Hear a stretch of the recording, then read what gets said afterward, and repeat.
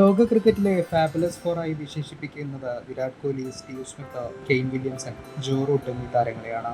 ഏകദേശം ഒരേ സമയത്ത് ക്രിക്കറ്റിൽ കുതിച്ചുയരുകയും പിന്നീട് ലോക ക്രിക്കറ്റിലെ തന്നെ പ്രധാന താരങ്ങളായി മാറിയവരുമായിരുന്നു ഈ താരങ്ങൾ.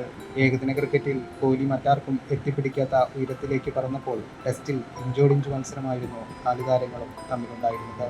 ഈ മത്സരത്തിൽ 2020 വരെയും സജീവമായിരുന്നു വിരാട് കോഹ്ലി. സ്റ്റീവ് സ്മിത്ത് മാത്രമായിരുന്നു ഈ സമയത്ത് ടെസ്റ്റിൽ കോഹ്ലിയേക്കാൾ മികച്ചു നിന്നിരുന്ന ഏകതാരം. 2014 മുതൽ 2019 വരെയുള്ള കാലഘട്ടമായിരുന്നു കോഹ്ലിയുടെ ടെസ്റ്റ് ക്രിക്കറ്റിലെ സുവർണ കാലഘട്ടം. ഈ കാലയളവിൽ 58.71 ശരാശരിയിൽ 5695 റൺസാണ് കോഹ്ലി അടിച്ചെടുത്തത്. 2014-15 ഓസ്ട്രേലിയൻ സീരീസിൽ 4 സെഞ്ചുറികളടക്കം 692 റൺസ്. 2016 വെസ്റ്റ് ഇൻഡീസിനെതിരെ ഇരട്ട സെഞ്ചുറി. 2018 ഇംഗ്ലണ്ടിനെതിരായ ടെസ്റ്റ് പരമ്പരയിൽ നേടിയ 593 റൺസ് എന്നിങ്ങനെ ഈ സമയത്ത് ശക്തമായ പ്രകടനങ്ങളാണ് കോഹ്ലി നടത്തിയത്. കോഹ്ലിയുടെ നായകത്വത്തിന് കീഴിൽ താരതമ്യേന കരുത്തരല്ലാത്ത ബൗളിംഗ് നിരയുമായി വിദേശങ്ങളിൽ ടെസ്റ്റ് മത്സരങ്ങൾ ജയിക്കുവാൻ ഇന്ത്യക്കായതും ഈ സമയത്താണ്. ഇന്ത്യയെ ടെസ്റ്റ് റാങ്കിങ്ങിൽ ഒന്നാമതെത്തിക്കാനും ഈ കാലയളവിൽ കോഹ്ലിക്ക് സാധിച്ചു.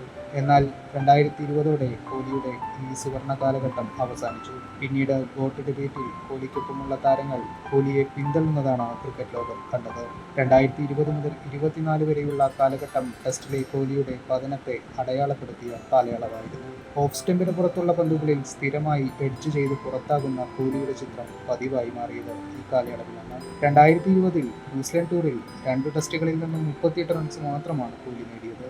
2020-21 ഓസ്ട്രേലിയൻ പര്യടനത്തിലെ ആദ്യ ടെസ്റ്റിൽ 74 റൺസുമായി കോഹ്ലി നല്ല രീതിയിൽ തുടങ്ങിയെങ്കിലും മകന്റെ ജനനത്തെ തുടർന്ന് ഈ സമയത്ത് കോഹ്ലി ക്രിക്കറ്റിൽ നിന്നും ബ്രേക്ക് എടുത്തു.